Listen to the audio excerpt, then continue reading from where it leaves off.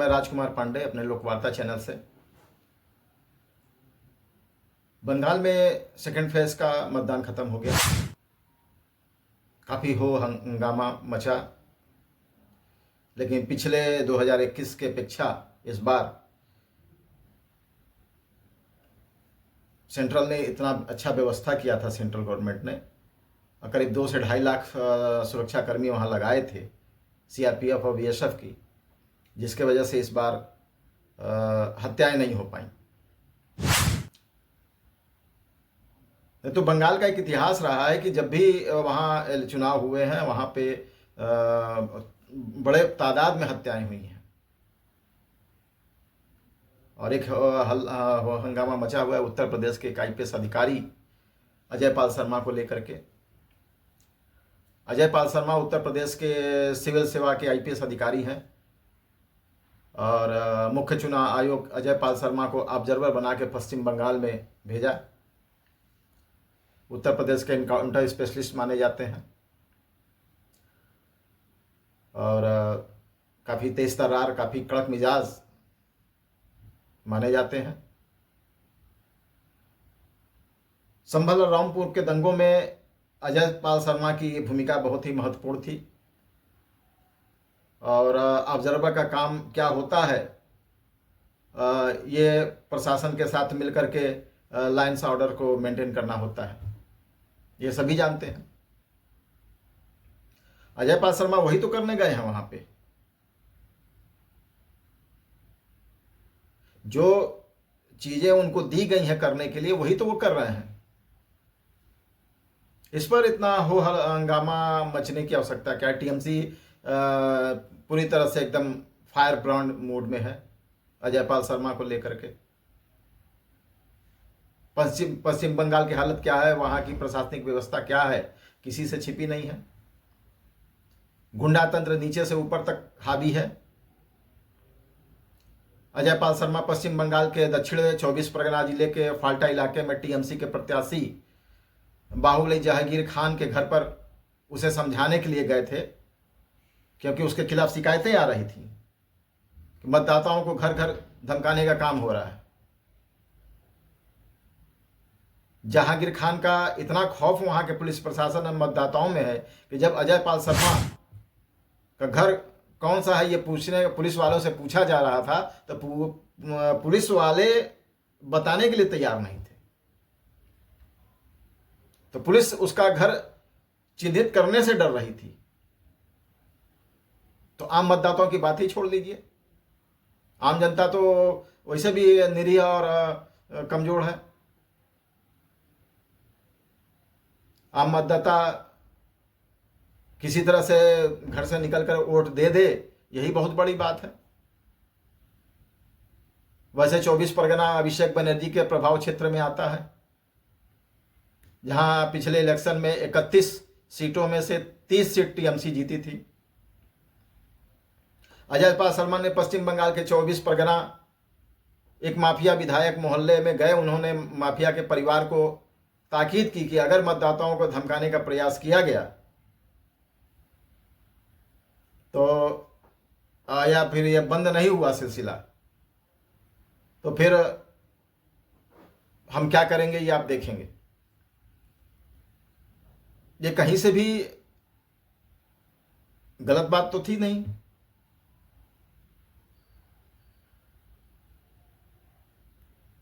अजय पाल शर्मा ने जो वही किया जो उनको करना चाहिए था।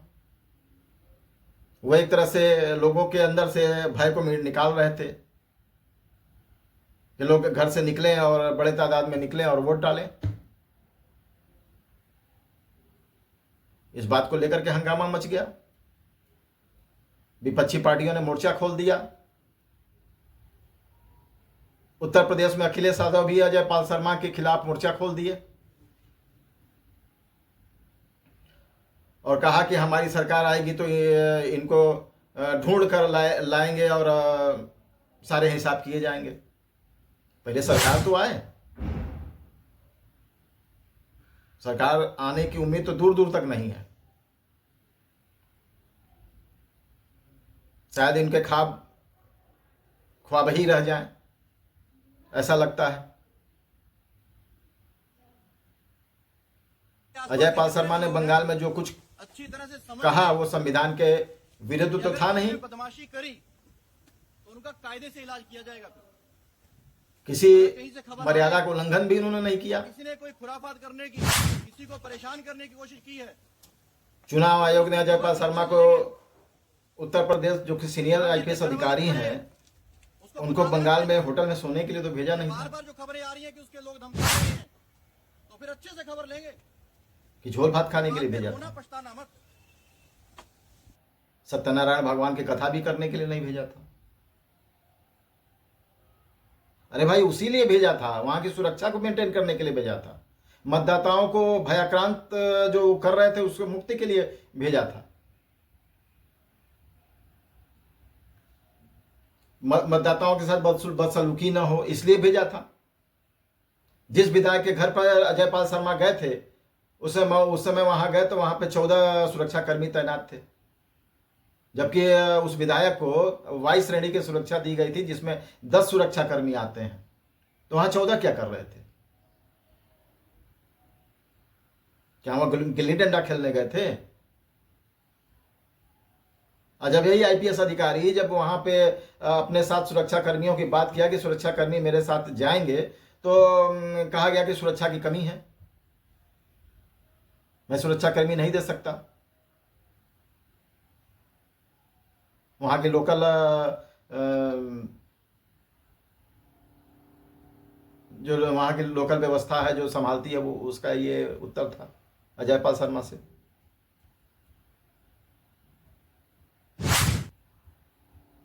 अजय पाल शर्मा यही बात उठा रहे थे।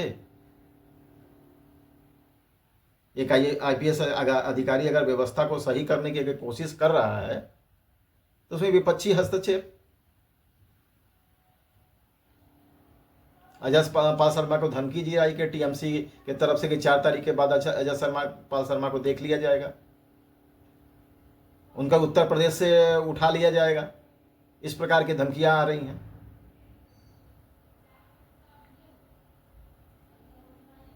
अगर अजय पाल शर्मा को बंगाल में भयमुक्त चुनाव कराने की जिम्मेदारी दी गई थी, जहांगीर खान के चरणों में बंधन करने लेके तो नहीं भेजा गया था।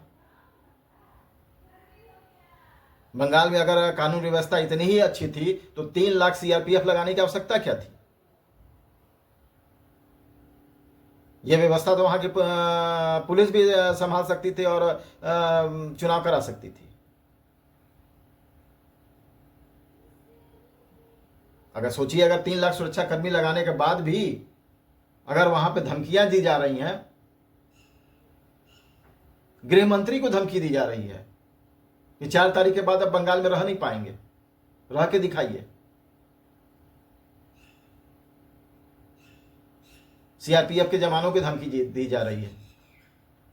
सोचिए, अगर 3 लाख जवान न लगाए गए होते तो आज इलेक्शन किस तरह होता, ये पूरे भारत को सोचने की बात है।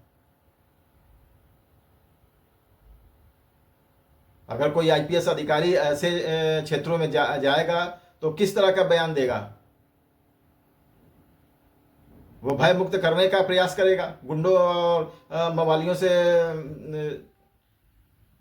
छुटकारे की बात करेगा। वहां पे रामचरितमानस में एक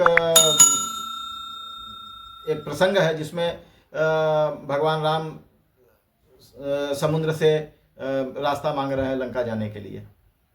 आप सभी जानते हैं। वहां पे कुछ दिनों तक उन्होंने काफी मान मनोबल किया और नहीं मानने के पे वो धनुष बाण उठा लिए।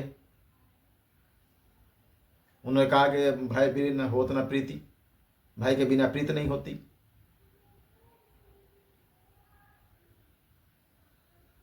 बिना भय के प्रीत नहीं होती। ये तो संसार का नियम है, दुनिया का नियम है। अजय पाल शर्मा वही करने का प्रयास कर रहे थे। अखिलेश यादव का कहना था कि मेरी सरकार आने के बाद मैं सभी को देख लूंगा। पहले सरकार तो आए तब ना आप देखेंगे।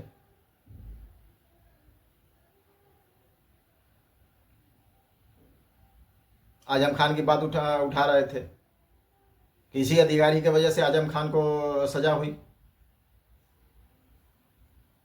भाई एक चीज बताइए हमें कि सजा कौन देता है? आईपीएस अधिकारी देता है कि कोर्ट देता है? कोर्ट के आदेश पे जब उनका जो है उनका जब साबित हो गया अपराध, तो कोर्ट ने आदेश दिया था। अजय पाल शर्मा और दूसरे अधिकारियों को इसमें क्या दोष है? चुनाव आयोग ने जितने भी आईपीएस पर्यवेक्षक बंगाल में चुनाव कराने के लिए भेजे हैं, उनकी जिम्मेदारी यही है कि वह भय मुक्त चुनाव कराएं। गुंडे माफियाओं को भयाक्रांत करना और आम मतदाता को भयमुक्त करना उनकी जिम्मेदारी है। क्या जो अजय पाल शर्मा कर रहे हैं ये गलत है? जो टीएमसी के गुंडे माफिया ममता बनर्जी, अभिषेक बनर्जी, महुआ मोइत्रा जो बयान दे रहे हैं या धमकी दे रहे हैं, कभी प्रधानमंत्री को, कभी गृह मंत्री को, कभी सीआरपीएफ को, कभी सुप्रीम कोर्ट को, कभी चुनाव आयोग को, ये भारतीय संविधान से किस धारा के अंतर्गत सही माना जाएगा? क्या वो इतने बौखलाए हुए हैं हार से? टीएमसी तो खुल्ला खुल्ला केंद्र को चुनौती दे रही है। केंद्र चाहती तो ममता बनर्जी सरकार को गिरा करके और पुलिस पूरे मिलिट्री के साथ, सुरक्षा व्यवस्था के साथ वहां पे राष्ट्रपति शासन के अंतर्गत चुनाव करा सकती थी, लेकिन उससे वो होता उल्टा। लोगों की सहानुभूति ममता बनर्जी की तरफ जाता। इसलिए सारी समस्याओं को झेलते हुए भी केंद्र सरकार ने वहां राष्ट्रपति शासन नहीं लगाया। केंद्र सरकार ने मौका दिया टीएमसी और ममता बनर्जी को कि वह अपना चाल चरित्र देश की जनता को दिखाएं, बंगाल की हकीकत देश के सामने आए। और जहां तक रही बात अजय पाल शर्मा की, तो पूरा उत्तर प्रदेश इस बहादुर जवान के पीछे खड़ा है। पूरा उत्तर प्रदेश इस आईपीएस अधिकारी के कार्यों से गौरवान्वित है। खैर, अब सेकंड फेज का मतदान भी संपन्न हो गया है शांतिपूर्ण तरीके से। अब सर्वे रिपोर्ट के दौर चल रहा है। हर पार्टी अपनी सरकार बनाने का दावा ठोक रही है। अभी तक जो सर्वे रिपोर्ट आ रही है उसमें ममता बनर्जी का किला ढहते हुए नजर आ रहा है, क्योंकि इस बार महिला मतदाता ने पूरा जोर लगाया है। अब क्या रीजन है, क्या कारण है? एक तो इतने बड़ी फोर्स लगाने के बाद शायद उनको लगा हो कि हाँ, सुरक्षा मिल रही है, वोट डालना चाहिए, क्योंकि काफ़ी दिनों से उन लोगों ने वोट नहीं डाला वहाँ पे, क्योंकि टीएमसी के गुंडे वहाँ पे उनका आईडी लेकर के और उनको वापस घर भेज देते थे कि जाओ तुम्हारा वोट पड़ जाएगा। लेकिन इस बार केंद्र ने इस तरह से व्यवस्था किया कि उनको मौका मिला। लोग मीडिया के सामने, प्रेस के सामने, ऑन लिव टेलीकास्ट में बोल नहीं रहे हैं, लेकिन ऑफ कैमरा वो ममता बनर्जी के खिलाफ बातें कर रहे हैं। स्पष्ट ये चीजें जा रही हैं। आज तक स्वतंत्र भारत के इतिहास में 92% मतदान कभी नहीं हुआ था।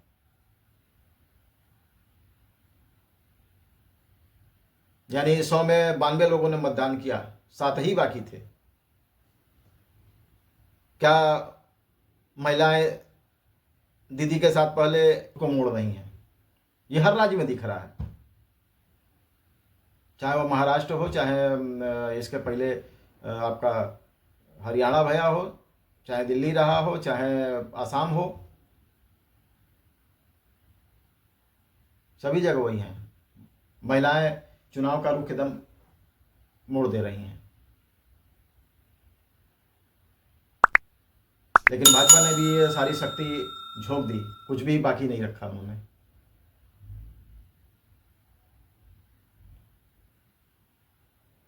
6 एग्जिट पोल में से 5 भाजपा की सरकार बनने का दावा कर रही है। अनुमान है कि भाजपा 165 से 170 सीट जीत रही है, जो कि सरकार बनाने के आंकड़े से ज़्यादा है।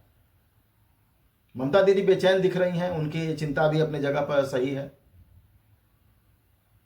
बात सिर्फ इलेक्शन हारने तक की नहीं है। भाजपा की सरकार बनने के बाद 15 सालों में दीदी ने क्या अच्छा किया, क्या बुरा किया, कितने घोटाले हुए, कितने जाने गई, ये सारी फाइलें खुलेंगी और टीएमसी के गुंडों का अच्छा खासा हिसाब होगा। ये दिख रहा है एकदम स्पष्ट। एनआईए और सीबीआई के टारगेट पर पहले से ही ममता बनर्जी और अभिषेक बनर्जी चल रहे हैं। उनके मुसीबतें अब बढ़ने वाली हैं। वैसे भी परिवर्तन जरूरी होता है। जो सरकारें लंबे समय तक चलती हैं उनको उनके अंदर तानाशाही का अंश आ जाता है। और ममता बनर्जी ने पूरी तरह से तानाशाही रुख अपना चुकी थी बंगाल के अंदर। जिस तरह से वो अपने कैडर तंत्र को उन्होंने फैलाया था पूरे बंगाल में, गुंडा तंत्र को जिस तरह से उन्होंने पूरे बंगाल के एडमिनिस्ट्रेशन पे हावी कर दिया,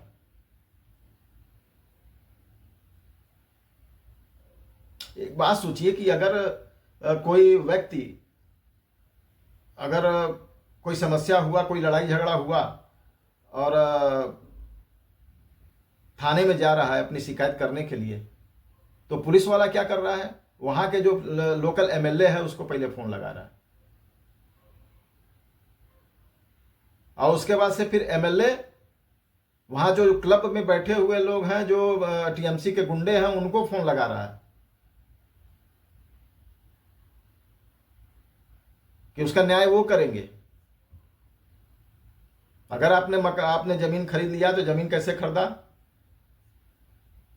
आप अपने मन से जमीन नहीं खरीद सकते, अपने मन से मकान नहीं बना सकते वहां पे। टीएमसी का जो क्लब बना हुआ है उसी के मार्फत आपको जमीन खरीदना पड़ेगा, उसी के मार्फत आपको गिट्टी लेना पड़ेगा, बालू लेना पड़ेगा, सीमेंट लेना पड़ेगा। और अगर आपने अपने मन से जाकर किसी दुकानदार से अगर सामान ले, तब तो आप बंगाल में नहीं रह सकते।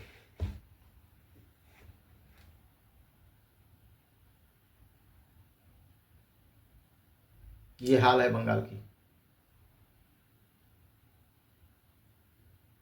खैर, वैसे 4 तारीख को फैसला आ ही जाएगा और सरकार किसकी बनेगी, सत्ता में कौन आएगा कौन जाएगा, ये सारी बातें स्पष्ट हो जाएंगी। तब तक के लिए हमारे वीडियो को लाइक करें, शेयर करें, सब्सक्राइब करें।